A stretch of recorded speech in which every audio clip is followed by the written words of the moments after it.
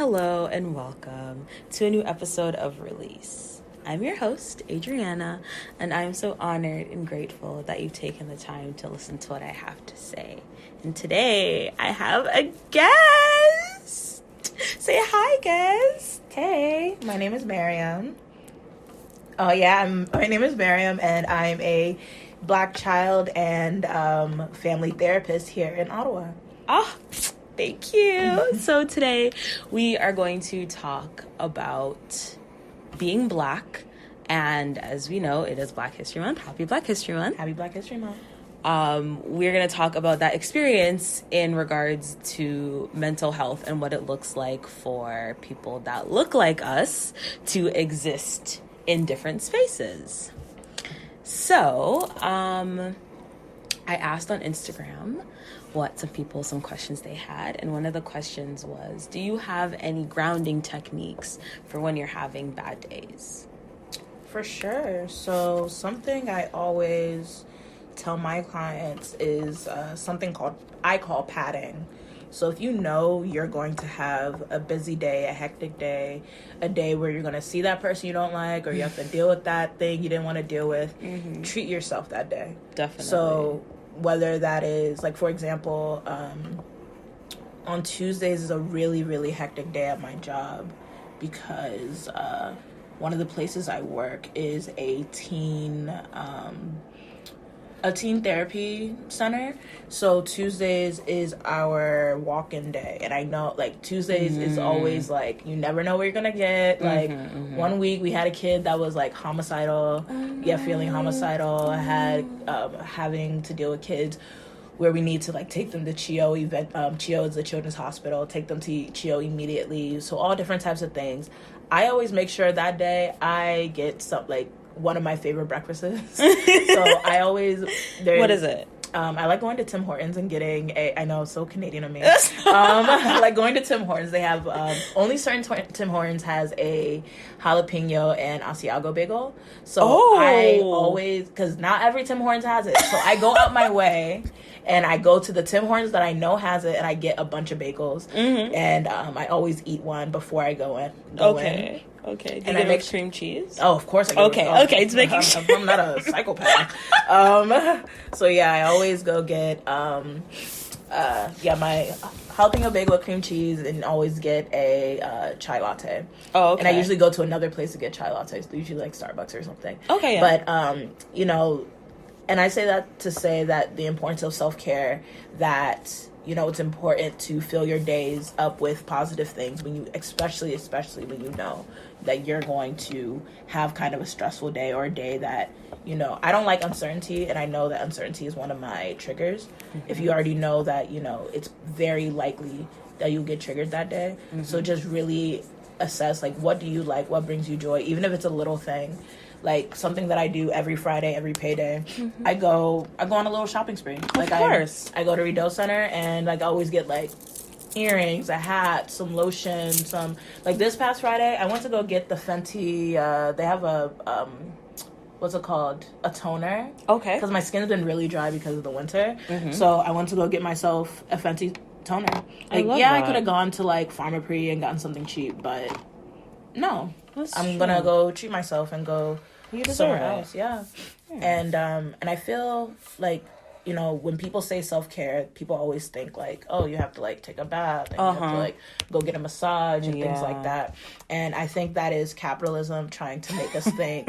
Everything goes back to capitalism. Trying to make us think that taking care of ourselves is this huge, impossible, like, expensive task, when actually taking care of ourselves are doing little things to make sure that we're going to be okay later.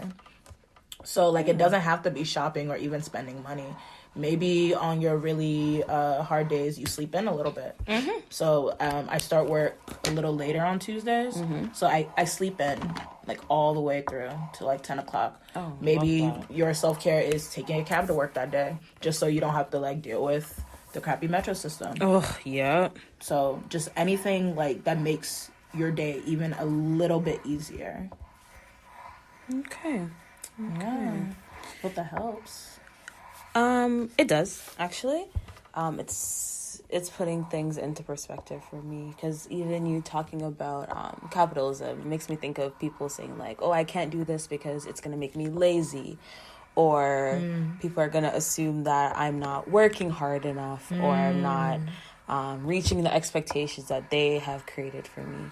But in reality, laziness is not real. Yeah, it's a capitalistic thing that's been created to make us think that we have to be always on go mode, but your body needs rest. Your body's not lying to you when you're tired. Exactly. And this, what you're saying even reminds me of like something I saw by, I think it's called like the Nap Collective on Instagram. And the Nap Collective is an organization where they prioritize rest, self-care, things like that, especially for Black people. Because, you know, Black people and Indigenous people who have been enslaved, you know, labor was literally on our backs. The creation of these countries were literally on our backs, on our hands, on our feet, all of those different things. And rest is the direct opposite of doing those things. So by capitalism telling us that, oh, you Black person, you Indigenous person, you woman, you minority, you always have to work, you're not allowed to be tired. That's just feeding more into capitalism. So rest, intentional rest, being quote unquote lazy, napping, taking your time, that goes directly against what capitalism sees our bodies as doing. That's true. So that is why I prioritize rest, relaxation, self-care, joy, things like that, because capitalism, they don't want us to be joyous. They don't want us to have peace. They don't want us to take care of ourselves, take care of our families, because they want us to be, you know, kind of mindless, whatever, robots. Yeah, if we think for ourselves, they can't control us. Exactly. No. And for me, my grounding techniques, I try my best when I feel, or I try to create a routine, a ritual. I'm sorry, routine and ritual are different. I try to create a ritual of meditating and practicing stillness. And being able to find that still place when I need it. So deep breathing when I need it. Journaling definitely when I need it. Getting all of those emotions out. Definitely talking to somebody who understands. It doesn't have to be like a professional, someone you trust. Exactly. Even if you have nobody physically around you, journaling is definitely, that can be that for you. Or you could just shout out to the heavens. You may not even believe in something. Shout out and be like, hey, if there's anybody there, I need to talk. Just, wherever there's an ear, please, I need it.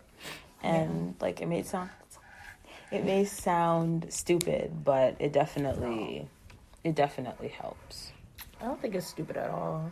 You know, I think, especially like as Black women, we're told that, you know, we have to take on everybody else's problems. Definitely. Strong Black woman. Especially a strong Black woman, that you have to take on everybody else's problems, and there's just simply no room for your problems. Or like, not even problems, but for you. You know, whether that is like problems or joy or anything. So just really being like, I love telling Black people, be selfish. Because never in history have we been allowed to be selfish. Have we been allowed to just think about ourselves and think about our families. Like, be selfish. There's nothing wrong with it. Like, you know, if you're a little bit late, they're going to be fine. If you're a little bit late, honestly, they're going to be fine. Yeah. Like, you know, nothing is ever that serious is how I... You know, something that I've grown to really appreciate about life. Yeah. Like, because when you really think about it, like, you know, at the end of the day, you really need to preserve yourself, because if there's not you, there's not the things you can do. Exactly. And you're way too valuable. And yes, definitely. Way too valuable. And I remember there was a situation, I don't know if I've spoken about it on here, but I had a job. And I was picking up a shift. I remember it was a Friday. I didn't work on Fridays. And I saw, like, in this group chat, this girl was like, I need someone to come cover my shift. I'm not feeling well. And at the time I was working in food, and they were saying, or she was saying that she's like throwing up. This is like COVID. So she's like not feeling well. She's around food. She's around customers. I'm like, anything can happen. Like, that's not safe. So I'm asking her, like, in, like, a private chat, I'm like, are you okay? Blah, blah, blah. She's like, I know it's not COVID, but I just don't feel well. Like, I need to go home, but the manager's not letting me go home until he's done doing what he's doing. I was like, excuse me? No, there's absolutely no way that you have an employee that's sick and you're like, no, you have to stay until there's somebody else. Like, why can't he cover it? Exactly. Anyway, come to find out that this man was interviewing another person while this girl is sick in the bathroom, literally replacing her as she's putting out her whatever. Exactly. So I called and I was like, I'm not coming in because you guys don't know how to treat your employees. So there's no way that I don't feel comfortable being there today. And talked to the manager, said the same thing, whatever. And he was like, okay, if you don't come in because it's really busy today, then you are telling me that you quit. I was like, okay, cool. Because you don't value your employees. Exactly. So why would I feel comfortable working under a white man that I know is on a power trip already? Gets paid so much more than you, probably. Oh my God. And does nothing. Sits in it. I'm not going to say he does nothing, but he's not doing the work that requires the up and down and the stress and he's filling out papers. He's talking to he's not doing the things that we're doing. So definitely pay attention to the places you're comfortable in. Yeah, definitely. Yeah, for sure. Like, cause something I've definitely learned so I just graduated with my master's, and before that I was a teacher, and I was a teacher pre-COVID, and that was horrible. I was not doing self-care, not prioritizing myself, and then COVID happened. And if I learned anything from that whole time is that they will replace you. Oh, they easily. They do not care about you. So you have to prioritize yourself, because these bosses, they won't. Because, even look at places like Chipotle. Part of the reason why they close down every many times is because they keep making sick employees come in when they shouldn't be coming in. And then the whole thing shuts down eventually just because one day you couldn't handle someone coming in. It's not worth it. And then a bunch of other people get sick in the process. It's what they're willing to give up is just not worth it. They don't see you as a life. They see you as, or a person. They see you as just an employee. Exactly. Even as a student, being a student and working, they'll say, on the interview, school is so important. Yeah. But when it comes down to it, if you're busy or the place is busy and you tell them I have to study for this exam, they'll still call you and be like, can you come in for this amount of hours, whatever.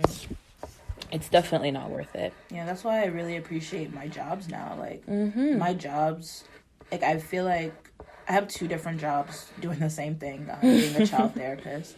And there's never, ever a problem with me taking off, ever.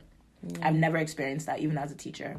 Because teachers have so much pressure to come in every day. Yeah. And all these different things. And I feel like my bosses now, they stick up for me. When, if a client's parents is like, hey, where's Mariam? They're like, she's sick. Yeah, and she'll contact you when she gets back. Yeah, and that's the end of the story. Fair. Rather than, Mariam, you need to come in and do. And and especially the work I'm doing is such precious work. I don't think my kids would even want to see me if I'm sick. They wouldn't. They'd pick up on the energy. Exactly. They'll pick up on the energy. They'll know I'm not listening. They'll know that, I'm not my best. They'll be worried about me when I'm supposed to be the one worried about them. Yeah. Okay. Choose yourself every time, y'all. Every single time. Choose yourself. Your peace over everything. Every single thing. Say that. Yeah. So, the next question is, how do you find strength in moments of darkness, in moments where you're low? What can you reach out to? What coping mechanisms do you have for those? So sometimes, this may be controversial, maybe you'll disagree, but lately I've been kind of embracing sitting in the muck. So oh yes, definitely just feel really, your feelings. Just really feel the feelings that like, because sometimes you just need to feel hopeless. Like sometimes you need those moments of hopelessness to know that like, you know, that maybe the issue is not as big as you think, or maybe the issue is just as big as you think, and just like validate yourself in that way. That we're living in really crappy times. Like very. I remember, when was it? Oh, it was over the summer. So I'm from the States, and you know the States is and this summer the Buffalo shooting happened at the grocery store that was in a predominantly Black area, and I have friends that live in Buffalo, friends that have gone through Buffalo, things like that. So that shooting was really, really particularly hard, and I this is when I was doing my internship to become a counselor, and I just took that day off, of course, to really just sit in the, you know, all the feelings that I was feeling. Like I was feeling guilt because it's like, oh, how dare I live in Canada when everyone I know and love is in America, and like they're going through all this like gun violence bullshit and all this kind of guilt. Exactly. So you know, sitting in my survivor's guilt, sitting praying for the families and praying for the people, because like even just seeing the pictures, you know, like reminds me of people that I know, reminds me of people that I love, communities I'm a part of, things like that. So I think one part of even getting over is just sitting in it. Oh yes. That, you know, accepting that like, holy shit, like, this is happening. This is happening. This terrible thing happened to me. It's happening around me. Because I think when we try so hard to move through it, we don't really sit with how impactful, or, like, we try to minimize how, like, what it is. Like, it's not normal that shootings are happening all the time in the U.S. That's not normal. No other country has that. It's not normal that, you know, let me even think. Like, it's not normal that the high degree of police brutality, especially to Black and brown bodies, that it happens. It's not normal that you're expected to focus on turning in papers, reading a book, all these different things, when people are dying in terrible, terrible people ways. That look like you. People that look like you and think like you and maybe were a part of your community are dying and suffering in such terrible, terrible ways. Is not normal. So I'm all for sitting in the muck, but you know, there's definitely a fine line between sitting in the muck and letting it overpower you. So definitely, yeah. Something that I always do after sitting in the muck is reaching out to people that I love. So really, like, surrounding myself with community, going out. I mean, that's how we even met. We met at a protest. And, you know, just really just connecting with people as much as possible. Not saying you have to talk about the thing, but, you know, I think, you know, something about me is I always tie everything back to how much I hate capitalism. But capitalism, you know, that's the buzzword. Like, capitalism works to try to individualize us, to making us think that, like, oh, this thing that happened over here to someone that looks like you, someone that reminds you of someone you love, all these different things, has nothing to do with you and shouldn't impact you. Where, in fact, I think everyone should be impacted by, like, these unnecessary deaths. I feel like we're numb to it as a society, though. We are numb to it. Because you looking at it, or me looking at it and seeing somebody that I can identify with and be like, that could have been my brother, my sister, my uncle, my aunt, my friend. Myself, exactly. But then the other people that don't look like that, they feel like, okay, another person has died. People die all the time. Why is it so important? When in reality, it's like, it should impact everybody. It really should. And it's like the way that they die too. Exactly. Like, it's not just, an accident. Sometimes it's very deliberately done by someone who is in a place of authority. Yeah. And that's the thing that, like, and I think it's because so many people, like, you know, so many white people and white passing people, it is not documented as well. But they're dying from this too. They are. And that's the thing. Like, either, and I think people are always impacted by it, whether it's like, oh shit, the shooter looks like me, or I look like the person who got shot, or I identify it. And I think people try so hard to act like, oh, that will never happen to me. That would never, all these different things. But if you look at all these, I mean, my scope is around the U.S. because I'm from the U.S. I spent most of my life there. Like, when these shootings happen in the U.S., they happen to everybody. Yes. And the thing is, like, the things that's reported the most are these big shootings. We're not even talking about, like, the small incidental shootings that happen, like, random acts of violence, things like that. Like, I have a good friend, her boyfriend, they're white, that he was caught up in a random act of violence. Oh, okay. And he was shot. Oh. And, like, even though if you look at him, you'll think, like, oh, he has so much privilege, or, like, because he's, like, a tall, attractive-looking, like, white guy. And, like, just looking at him, you wouldn't know, like, the amount of trauma his mind and his bodies went through. And it's because, I don't know, I think it's because, like, people don't see people like him as being impacted by gun violence. It's like gun violence is a person of color thing. That's true. Like, now, these days, like, the leading cause of death in the U.S. for kids is gun violence. And it's not just, like, black or brown kids. It's all kids.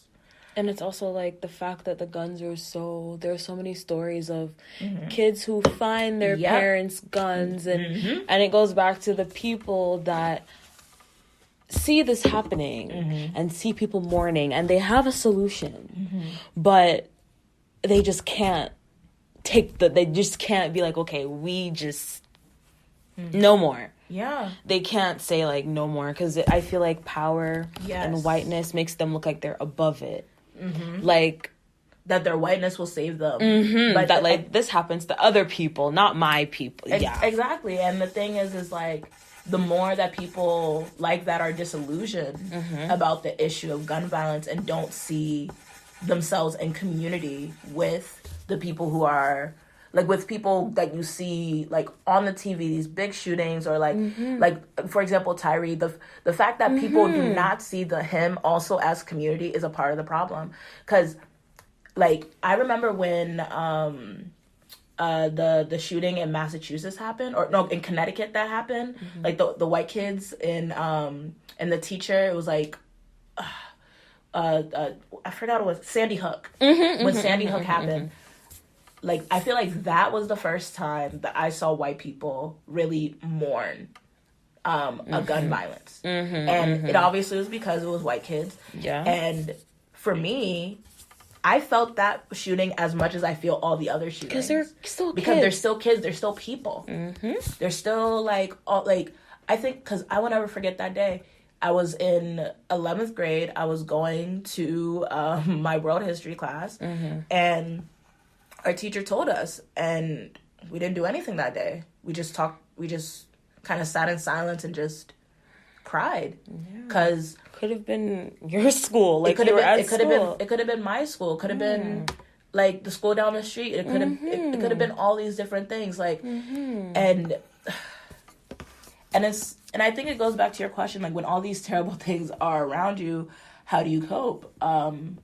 Community. Try to really, like, stick around the people that you love and tell them really how you feel. Sit in the muck with the people you love. But it's not easy.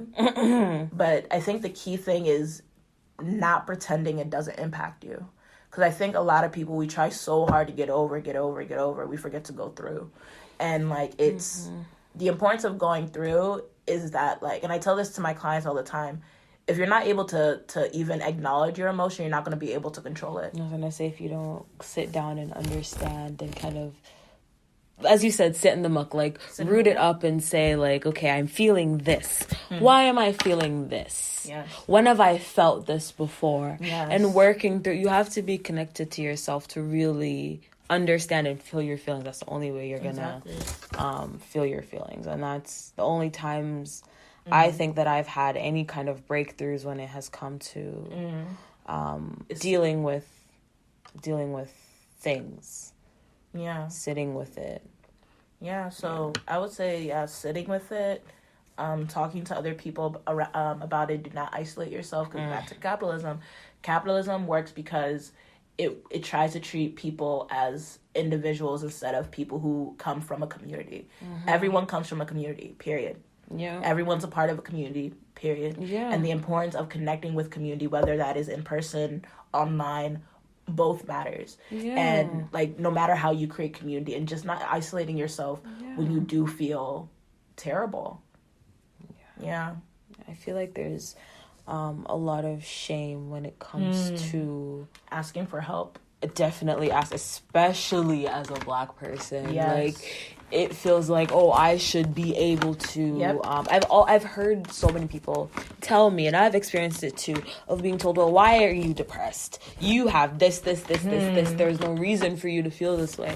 And it's like, say that. Exactly. First of all, these are my feelings. Exactly. I am not controlling them. I am feeling them, and they're not lying to me. Exactly. So I need you to just listen to me. I'm speaking up because I feel like I need help. Period. Yeah, and I think the other part is that people don't know exactly how to be there for each other in a way that is impactful. Yeah. And I tell this to the parents that I work with, that a lot of times as adults, as we grow up, we become very solutions oriented. Like, oh, you're sad? Yes. Let me do this. Yeah. Oh, you're mad? Oh, we got to do this. Yeah. Instead of like, of course you're sad. Yeah. Of course you're sad because this, and this happened. Yeah. And just really sit in the muck with them. And it's uncomfortable. It's not easy. But like, it just shows, like, sitting in the muck just shows like your resiliency and your ability to sit with the feeling. Because if you can't sit with the feeling, you can't overcome it.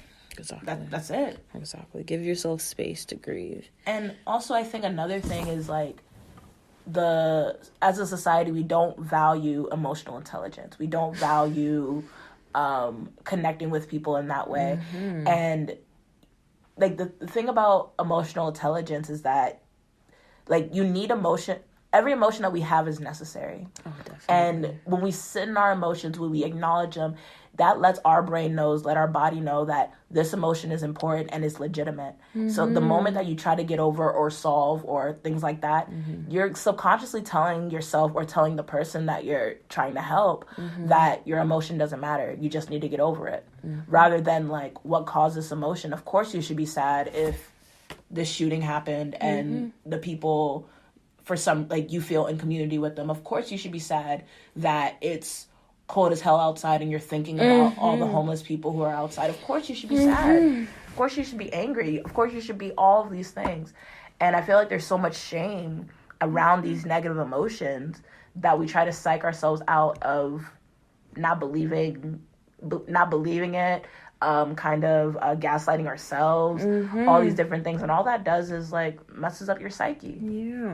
Which causes physical repercussions. It causes more trauma. You're just putting yourself through more pain. Exactly. More headaches, more stomach aches, more, like, it's harder to connect with people. Yeah. Putting up more walls. Yeah. It's like, people talk about like autism and masking, but I feel like even just in general, a lot, we mask all the time. Even if you identify as neurodivergent or neurotypical, like, we definitely present in a way that we think that we're supposed to present in different environments. And sometimes we're expected to show up as always happy or the listening ear, whatever you show up as. But in reality, you're like, can you please give me a moment to breathe? I don't need to be anything but a person. And right now I'm asking you if I can take off this mask, take off this weight, and just be myself. Yeah, we're not robots. Definitely not. We're not robots, and that's okay. Like, our emotions is how we connect with people.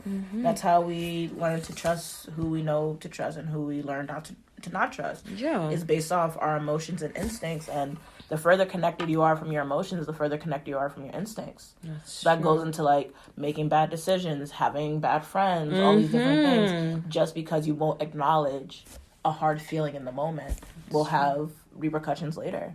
And I simply just don't see that as worth it. Definitely not. Yeah. It's, you lose yourself in that pretense, because you'll get to a moment. For me, like, COVID was definitely that moment. Like, I had to sit with myself for the first time in a while with no distractions and be like, who am I? what is it that I am taking? Like, it's still a journey of like unlearning, but it's like, what am I doing that is not me, but it's something I've been told I have to do? What is outside of that? What can I be that is actually, that resonates with me as a person, and not in the back of your head you're going, oh, I should be doing this because my mom blah blah blah, or my friend wants me to blah blah blah. It's like, I'm doing this for me.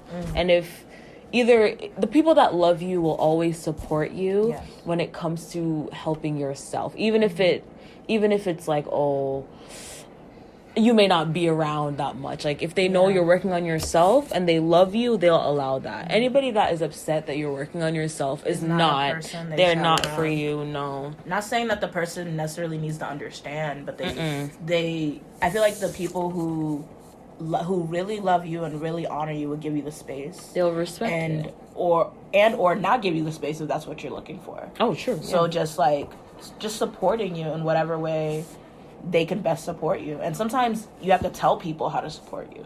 That's a big thing I learned. Sometimes we don't even know how to support ourselves. Exactly. And it's a learning experience because, like, it doesn't really make sense that, like, if we're adults, like, how, if you don't mind asking, how old are you? 22, okay. I'm 26. It's okay. So for the first, like, I'll say 23 years of my life, I had no clue how to ask people how to support me. I knew I wanted to be supported, but then realizing, and it was honestly going through being a teacher, going through my master's education, now being a therapist, all these different things, where I learned, like, oh, I have to tell people, like, this is how I want to be taken care of. And that's very intimidating. Can't read your mind at all. People can't read your mind as much as you want them to. Even your best friend, even like your partner, even the people who birthed you, like, they don't, even people that have known your own life, they don't necessarily know how to take care of you. They don't necessarily know how to support you.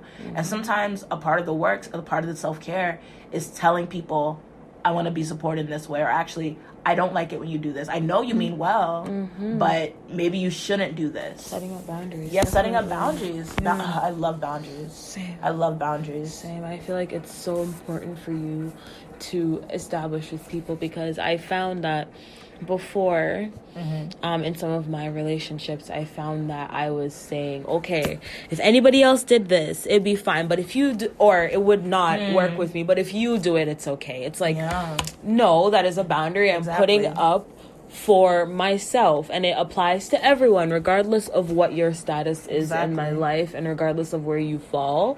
I come first. Like, I am the one that I am here to take care of. First. And I think sometimes, like, as people, especially women, especially darker skinned women of color, we're caught up in intention over impact. Because, like, of course someone that you love they don't mean to hurt you, they don't mean to not support you in the right way. Of course they don't mean to, but they did. And now you're feeling a type of way. And just because they didn't mean to, because they couldn't read your mind, now you can't hold them accountable or even tell them, hey, I didn't like it when you did this. Yes. It's hard. I'm not saying any of this, it's a learning experience.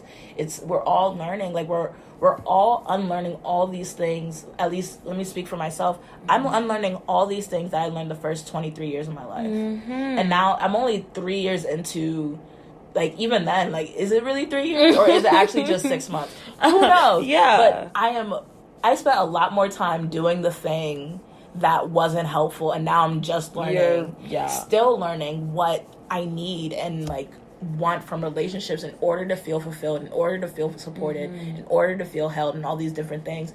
And a part of it is a little loneliness, a little sitting with yourself. And that's okay. And, it is scary being lonely or being alone or being alone with your thoughts.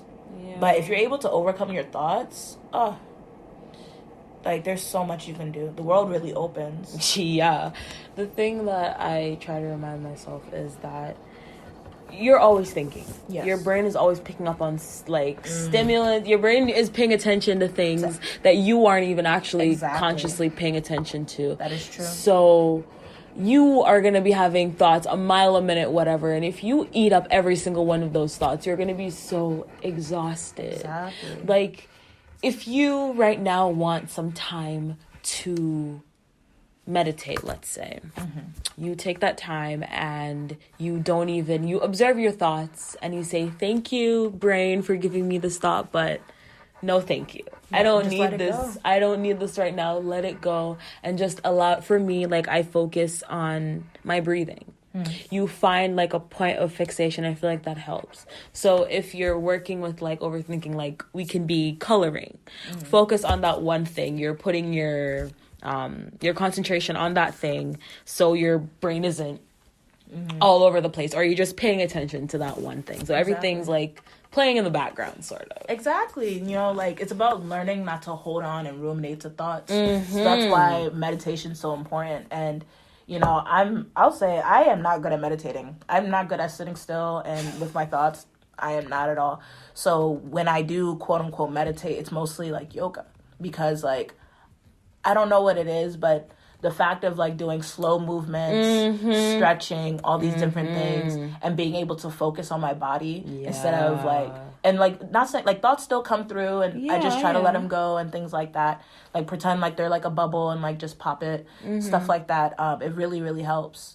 Yeah. So, you're not saying like meditate, like no two people's meditation is going to look the same. I was about to say, like, and that's okay. Meditation isn't always sitting cross-legged in the middle of a floor. Yes, and I was about to say, and chanting like, it can look like a lot of different things. Like, meditation can be journaling. Meditation can be painting, drawing. Meditation can be even shower meditation.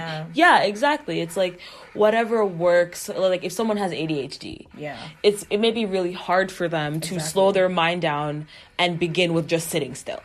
Yoga may be working up to meditation, and then they may try a shower meditation. They may try even a day without music, something that allows them to just focus on what is around them and not trying to drown that out or exactly. Okay.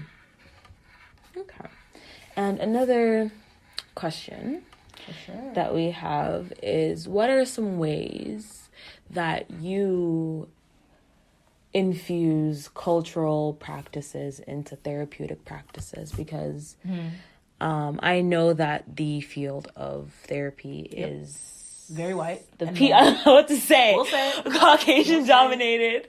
I haven't been to my therapist in a while, but my therapist currently is white. And I am in psychology, and I see everybody in my class is white. So I know that it is a white-dominated field, but how do you, I guess, practice?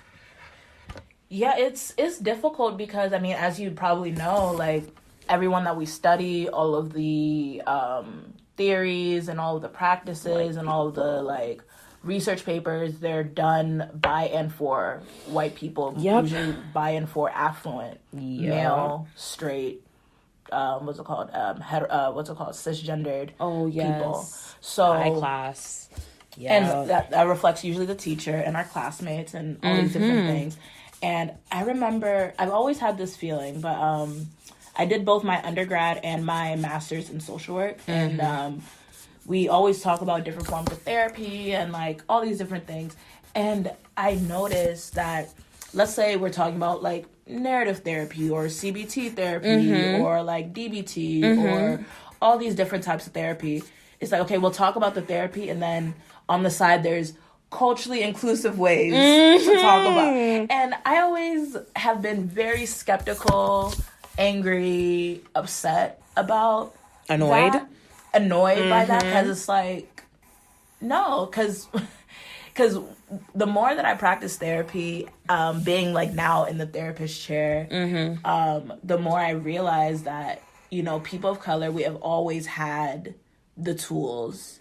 It's just that, you know, if you think even throughout the history of colonization, it was always white people who were writing things down. Like, it was people of color that transmitted information orally, and it's only very recently that things are written down as because of colonization and globalization and things like that.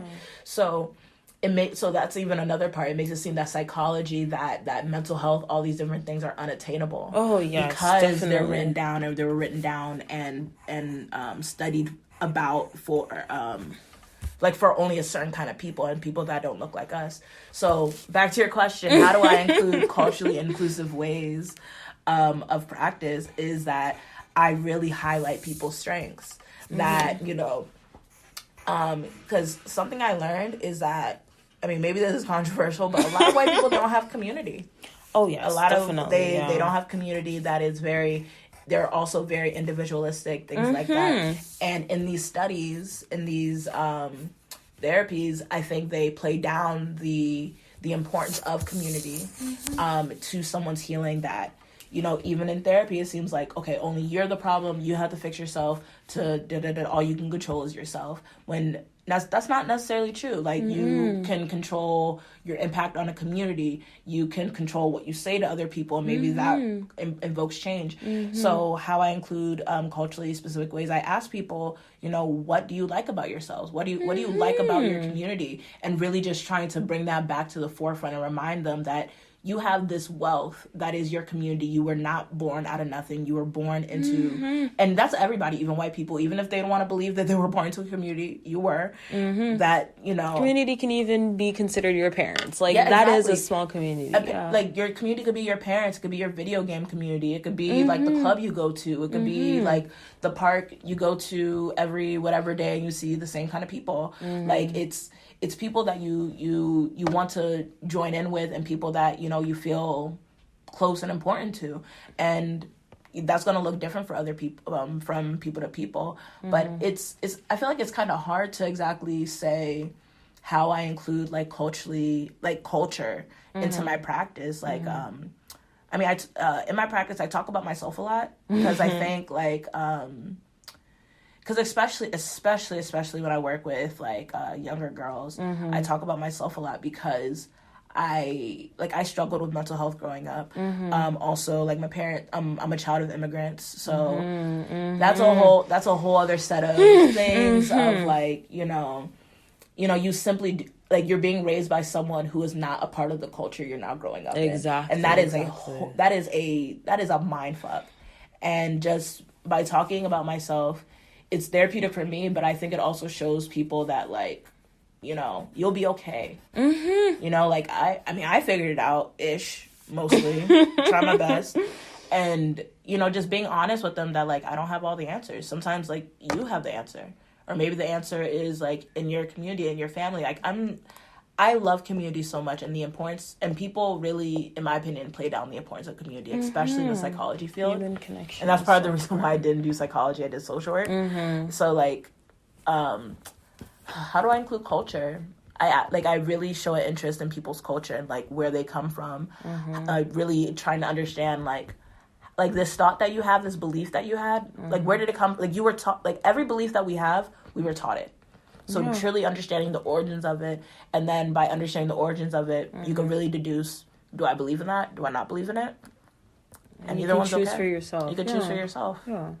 I realize, really, like you're saying, in psychology, it's very theory. Very, very theory. Very, theory-based. And I've talked to this person that I go to school with, and they were saying, they were in a psych ward, and the way that this psychiatrist, this person that went through their psych undergrad, and then they possibly did their psych masters, and then did a PhD in psych, and they still are incapable of having actual human connection, because everything that they're seeing, they're reading about personality disorders and depression and anxiety from a piece of paper. Yep. That is the only experience they have. So when somebody's actually experiencing those things, it's well, this is the solution. Yep. They're forgetting that there's an actual human that they're interacting with. They're okay, problem is this. Now I diagnose this and everything's going to be okay. Exactly. And that's even one of my biggest pet peeve that I always talk about with my colleagues. People are so big about getting a diagnosis. Oh, yes. And it's very... You think diagnoses are necessary? That's a loaded question. But so I think, or at least always necessary. I'll put it like how I put it with like my clients. Like the main reason why I think maybe I'm wrong, maybe someone out there has different experiences with diagnoses, but I'm speaking to this as a former teacher and now as a therapist. So as a therapist, I do not have the power to diagnose. So that's even another thing to keep in mind. I don't even have the power to diagnose, even if I wanted to. Only doctors have the capability to diagnose, and that's even a whole other thing, because if you think of most people who are doctors, they're white, and when they're so this is how I feel about diagnoses. I feel like the main reason why the pro to diagnosis is that you're able to get accommodations.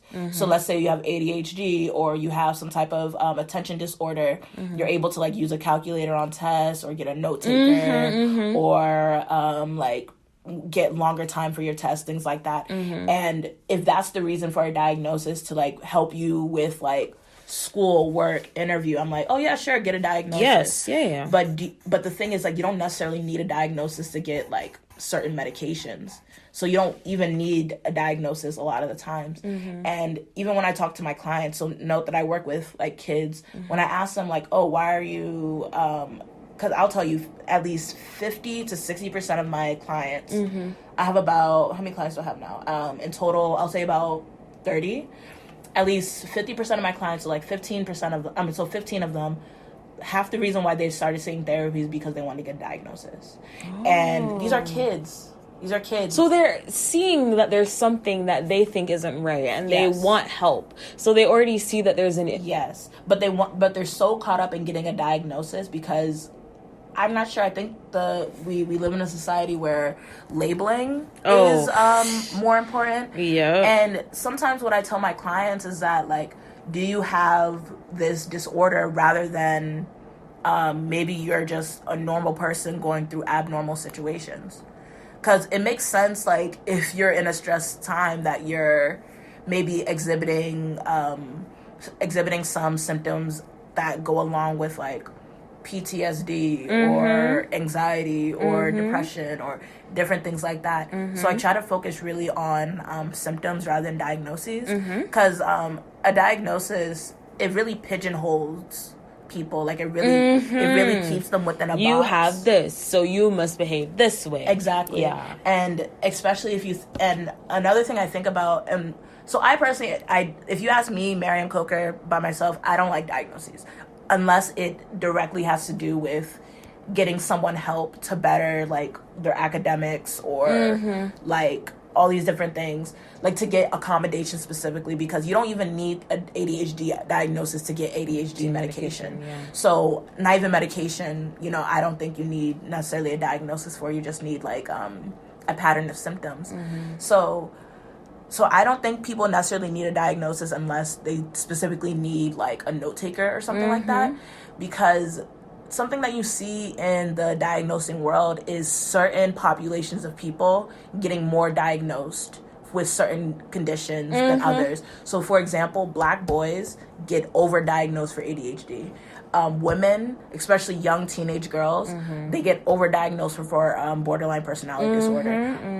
Young men, especially like teenage young men, especially white teenage young men, they get overdiagnosed for narcissistic personality disorders. And when I see things like that, that tells me that's more has to do with the clinicians. Yeah. That more has to do with the doctors who are doing the diagnoses, rather than like there's something inherently wrong with teenage white boys. There's something inherently wrong with young Black boys, that they always have this condition. And if you think of like who are the ones diagnosing, these are older white men people, usually. Older cis straight white men that have been in the field for a long time before things like cultural competence was a part of their education. So I personally don't believe in diagnosing. Okay. I mean, I do hope to get my doctorate one day, but when in getting my doctorate, the hope is not to diagnose. I'm not. It's just because, like, for example, I was diagnosed with borderline personality disorder, and when I think about it, during that time, was I actually displaying all these things at the same time, or during this time when I was diagnosed, I was going through the worst breakup of my life. I was What else? I was living in a city. I was living in Montreal. I don't speak French. So I was living in Montreal by myself. No family. So I was isolated. Yeah. I was anxious every day because everyone around me was only speaking French. And so it was hard to go to the grocery store. It was hard to go to everywhere.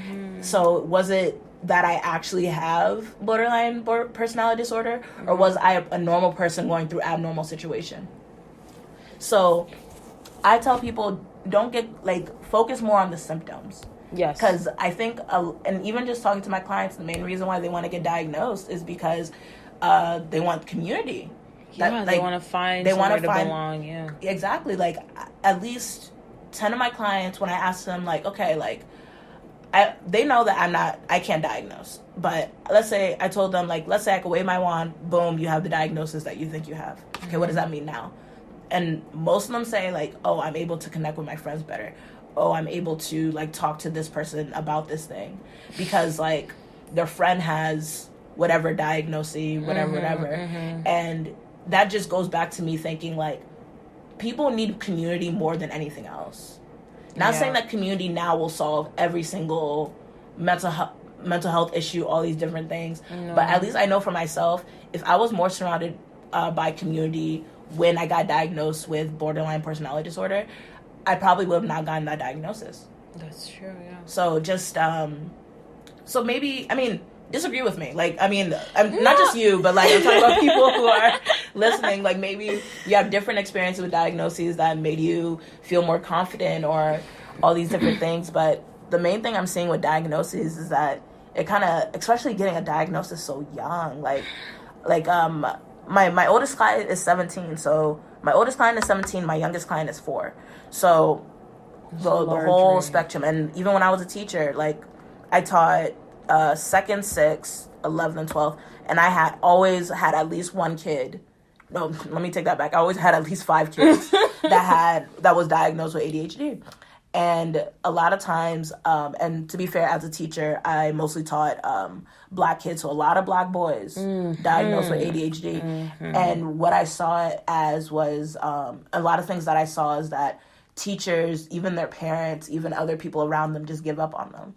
That was oh, they can't do that. Because they have this, yeah. So that's why I'm very, very wary of any diagnoses. Because I feel like it's like a death sentence, kind of, and I can't tell you how many boys, especially Black boys, that I saw that gave up on themselves as soon as they got their diagnosis. That is well, there's no point to trying because I'll always be this way. Nothing's gonna all these different things, and now they're not able to use their own strengths, not able to use their community, able to use their love of things to get them out of something because of these 4 letters. Yeah. And so I'm not I'm not for diagnosing, no. Okay. Unless it directly correlates with getting testing accommodations or work accommodations. I find that diagnoses are normally very highly linked to medication. Yes. So it's how do I get you from this state to a normative functioning state? So it's what even is normative? Exactly. What is because that's even another thing I saw a lot, because I worked in a lot of low income communities, and it was these normal boys, these normal kids who are facing poverty, homelessness, food insecurity, parent incarceration, parent drug use, all these different things. And are they acting out because they're acting out, or are they acting out because they're traumatized? That's true. And it's you're not addressing the trauma, you're just giving them a pill. And the thing is medication is easier. Because it's easier, it's a lot more accessible, it's so easy to get medicated. I'm medicated, and not saying medication doesn't help, it definitely does help, but medication shouldn't be the end-all, be-all. Yeah. Because, let's say, for example, let's say, I know one day I want to have kids, I want to be pregnant, I'll have to stop taking my medication. Then it's okay, how do I cope? For months. With... Over months. But yes, of course, yeah. At least 2 years, because there's also breastfeeding. I was about to say, yeah. Exactly. So it's we're so caught up in these temporary solutions that people now don't know how to take care of themselves. And I'm caught up in it too. Everybody is, because we don't know as a society how to take care of ourselves or take care of each other without the involvement of a label or, pills. Not saying that those things don't help. They definitely do help. Like, they definitely help people better understand themselves and, take more agency over their lives and have, like, emotional regulation and things like that. But it should be that and, not just that. That's true. Yeah. It's, like you said, it's not really teaching them how to cope. It's just giving them, like, a Band-Aid. Yep. I heard somebody say, it was, like, yesterday, putting a Band-Aid over a gunshot wound. Yes. It's, like, there's so much more. There's, like, shrapnel. There's, like, stuff inside of the wound that you have to get out before it can heal. Exactly. So you're just putting it there, and it's just going to fester. Exactly. And it's probably not going to help as much as they're... Yeah. Like, it helps at the moment. Like, yeah, now I'm able to, like, go to work every day and, like, stay calm in, like, stressful situations and things like that. But I know in the long run, like, my emotions, like, my emotional regulation is something I will have to address eventually. Because, like, everything that's in me is going to be in my kid. That's true. And I even see, like, parts of, like, not just myself, because nothing happens in a vacuum, but even, like, the anxiety that I have, I see it in my mom, I see it in my sister, and now I'm seeing it in my sister's kids.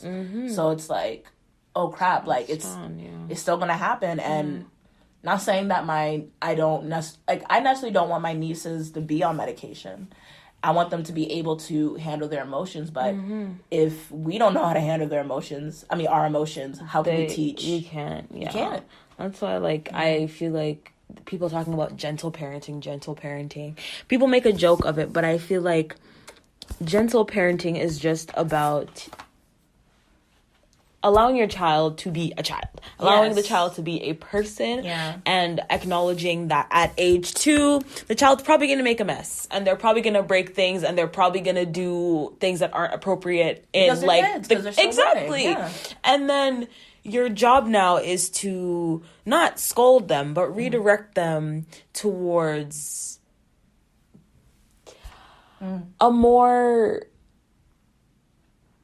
another way that you believe would be more beneficial for them to learn in that situation. So it's not about hitting your kid. It's not about yelling at them. It's about saying, okay, we're in the grocery store. We don't yell in the grocery store.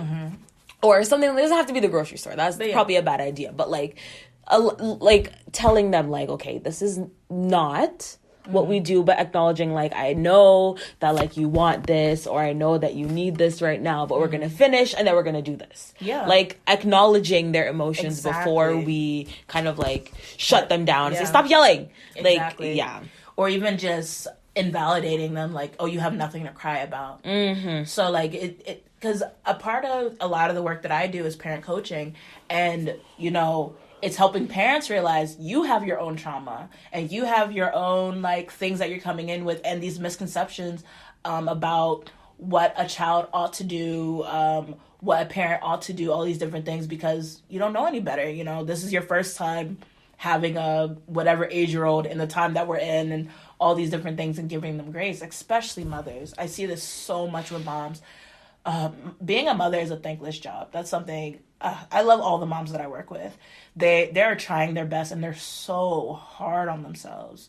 Like, I have this one mom, her kid has, like, a lot of anger issues, and she just doesn't know how to deal with it, because when she experienced, like, a lot of anger issues when she was a kid, her parents just beat her and yelled at her. And and I commend her for refusing to continue that, for ending that that generational curse right with her. But the other part is that she has no idea what to do instead. Yeah. Because, that's all you know. Like, you learn being a parent from your parents and how you were raised. So a part of my coaching with her is teaching her, like, it's okay that you don't know what to do. It's okay that you're getting frustrated. It's okay to get angry at your kid, but learning how to express your anger in a healthy way, and also showing your kid how to express their anger in a healthy way. So it's okay that your kid sees you angry. It's not okay to yell. And if you do yell, it's very important to apologize and to let them know why you yelled. So then that shows your kid that it's okay to make mistakes. It's okay to be angry, but it's not okay to yell, hit, all these different things. So it's so much. So much. I don't even remember the question that we were on. Honestly, me neither. So we're going to do one last one. Yeah. Which is just, is there anything that you would like to say to anyone that is going through something hard right now, going through their own journey, something that they may be able to hold on to while the waters are a little rough? There's so much I want to say, but I think the main thing that I'm still learning is that healing is a lifelong process. I remember when my therapist told me that, I broke down and cried. I was like, what? I have to do this forever? And that is because it's so intimidating, because life can be so long. And I think another part of it is that healing will not look like the person next to you. And healing is... like, what's it called? Healing is a squiggly line. It's not a line. It's not a straight line. It's not a curved line. It's not a circle. It is pure squiggles. And sometimes it'll go back to the beginning and go around. And your healing journey is always going to be worth it. It's always going to be worth it, even if you have bad days, because over time, the hope is that your bad days are more time in between them. And, just really... surround yourself with people that really love you and that you love. That, I think that in mental health, we really underplay the power of community. We really, really understate how important it is to talk to people, not just a therapist, but people that's around you about what you're going through. And I think that's because, go back to capitalism, like capitalism teaches us that our problems are our own, rather than this problem that I have, other people have probably experienced it too. Yeah, it isolates us. It isolates us. So what I'll tell people, don't isolate yourself if you don't have to. Even if you're going on a forum on Reddit, there's not community will look different. And I feel like I hear this a lot from older people. So I'm one of the youngest people in my practices. So there's always I call myself a zillennial. I was born in 96, so I'm right on the cusp. So I have my millennial moments, but I definitely have my Gen Z moments. And this conversation I always end up having with my colleagues is community online isn't real. Yes, it is. Yes, it is. And I tricked myself into believing that community online wasn't real. So to the point that I stopped relying on my online community. And I realized that with that, I stopped writing. I stopped doing a lot of different things because I got the invalidation that online community isn't real. This isn't real, so why? Yeah, exactly. Yeah. So even if your community does not look like how it's supposed to look, or quote unquote how it's supposed to look, or doesn't look how, maybe people older than you's community looks like, all these different things doesn't mean it's not community. Exactly. Doesn't mean it's not valid. Yeah. So surround yourself with love, and there's nothing wrong with being sad for a day. Of course. Or being angry for a day, or all these different things. It's better to let it out than keep it in always. Yeah. I would say that mine is that you are not a fix-it-up project. You do not always have to be, I gotta find the next thing to heal. I gotta dig. Yeah. You can take a moment to enjoy life. Yeah. Take a moment to say, I am a human. Give yourself compassion. Yeah. Give yourself grace. It's not something, like you said, it's a lifelong journey. You can't rush through it anyway, so stop and smell the roses once in a while. Yeah. Find gratitude. Find something to be thankful for in the moment. Because if you were at point A and now you're at point A, point 1. Be grateful. Because at point A, you were feeling a certain way and now you feel a little bit of relief. Yeah. And you just keep little destinations along the way. Exactly. And, be grateful that you're at point A. You're at somewhere. You could have been in negative region. You could have been in negative region. And, Yeah, gratitude. Yes. Yeah, try to practice gratitude as much as I can, because even in small ways. Like, I'm so grateful to have this conversation with you. I've been wanting to connect with you for a while. Oh my God, I'm grateful for you sitting down and to me, because I really, like you said, community. Yeah, community. I'm finding the people that vibe with me, so I need to connect with all of them. Yeah, and just remembering, different ways to connect with community. Because, sometimes you have to do the thing in your mind you don't want to do. Like, you ever gone somewhere where before it's like, oh, I don't want to go, and then you end up having a good time? I think that's how, being with community is. That, you have to start somewhere. Yeah. And, maybe it's going to turn out to be a lot better than you think. Yeah. You never know. There's always hope out there. That's something I learned. There's always hope, and there's always someone that believes in you. Maybe someone that you'll never meet in real life. Maybe they're on the internet. Maybe all these different things. But there's someone out there that believes in you. But first, we have to work on believing in ourselves. Yeah. I mean, while you're on that journey, you find that person, you thank them for believing in you, and you show them your gratitude by learning to believe in yourself. Something I always do when I'm feeling kind of low on myself, I think about someone who loves me very, very much. And I think about what would they have to say about me? Yeah. What would they say is their favorite thing about me? So I always think about my nieces. I love my nieces so much. They're so adorable. And I always think about, they think I'm a good auntie. They think I'm fun and all these different things, and I am. And that's great. And sometimes it's we're shamed for saying good things about ourselves. No, but you're yourself. I'm a good auntie. I'm a good person. These kids love me. I try my best. I'm smart. All these different things. Yes. Big up yourself always. Yeah, you got to be your biggest supporter all the time. Even if you're lying to yourself that day, you don't feel like it. A little delusion. Sometimes you need a little bit of delusion. Just a little bit of delusion just to make it through the day. Oh my God. That's okay. Fake it till you make it too. Day. Yeah. Okay. Well, Mariam, thank you. For spending time with me. Of course. This was a very lovely conversation. Very insightful. And you're probably going to be back on the show. Maybe. I'm around. So, until next time. I love you guys so much. Aww. And we'll catch you in the next episode. Bye.